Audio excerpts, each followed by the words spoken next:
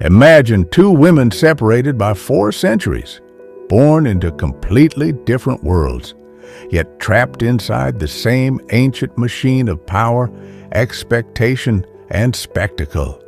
One walking the candlelit corridors of Tudor England, the other stepping into the blinding flash of modern cameras. And ask yourself why history keeps repeating the same story under new disguises. Because Anne Boleyn and Princess Diana did not simply marry into royalty, they disrupted it.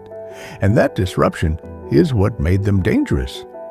Anne Boleyn arrived at Henry VIII's court not as a passive ornament, but as a woman with ideas, wit, education, and ambition, refusing to be a silent mistress and instead demanding legitimacy, a demand so radical it helped fracture the Catholic Church in England, altering the religious, political, and cultural landscape of an entire kingdom. While Princess Diana entered the British royal family centuries later as a shy 19-year-old who seemed harmless enough, yet quietly transformed the monarchy by doing something just as revolutionary for her time. She made emotion visible, touching AIDS patients when fears still ruled, walking through minefields when royalty was expected to remain distant, and speaking openly about mental health, loneliness, and pain inside an institution built on silence. Both women were outsiders by temperament and background. Anne, a merchant's daughter, navigating a court that prized obedience. Diana, an aristocrat yet emotionally untrained for the cold discipline of royal life. And both were initially adored for what they symbolized. Anne as the fresh face of reform and romance, Diana as the fairy tale princess.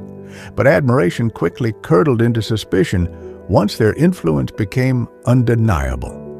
Because power is tolerated in queens only when it remains decorative, not transformative.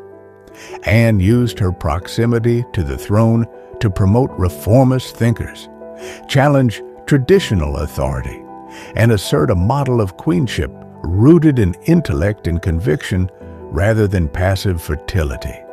While Diana used her visibility to redirect public attention away from royal ceremony and toward human suffering, making the monarchy feel emotionally accountable for the first time in the television age.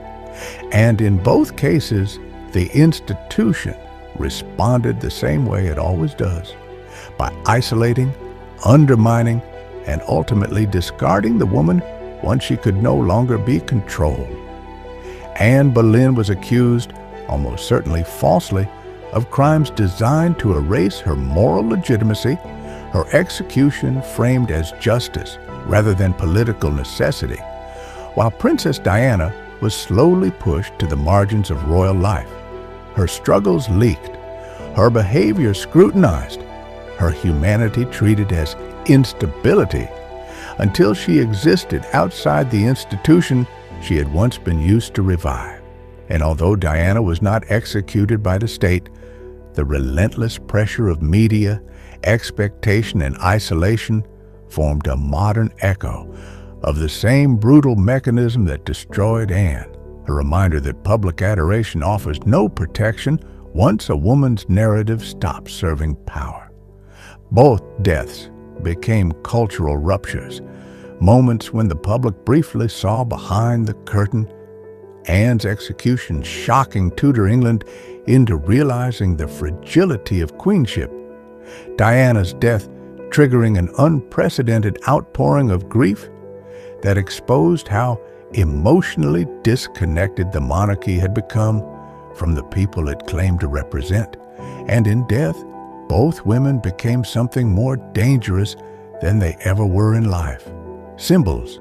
Anne Boleyn became a ghost haunting English history, a reminder that the crown could rewrite morality when convenient, while Diana became the people's conscience, a mirror reflecting compassion back at a system that had forgotten how to feel. And the comparison is not about scandal or romance, but about pattern, about how institutions react when a woman uses proximity to power, to humanize it, reform it, or expose its limits. Anne Boleyn and Princess Diana did not fail as royal women. They succeeded too well, and history punished them for it, leaving us with the uncomfortable realization that monarchy has always depended on women to soften its image while refusing to let them reshape its structure. And that whenever a woman tries, whether in a Tudor court or a modern palace, the story ends the same way: admiration, resistance, erasure, and finally, myth.